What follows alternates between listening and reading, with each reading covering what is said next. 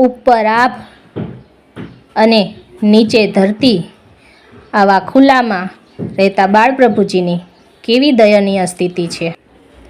માતા પિતા હાજર નથી, ઝૂંપડામાં એકલા જ,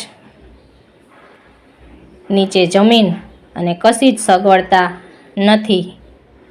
આવા માસૂમ નિસહાય કે જેઓને ભોજન શું છે તે ખબર પણ નથી પડતી, આવા જરૂરિયાતમંદ, માનસિક રીતે અસ્થિર આવા બાળપ્રભુજીઓ ઝૂંપડામાં રહેતા, તેઓને આપણી સંસ્થા દ્વારા દરરોજ ભોજન પૂરું પાડવામાં આવે છે કે કોઈ પણ બાળક ભૂખ્યું ના રહે.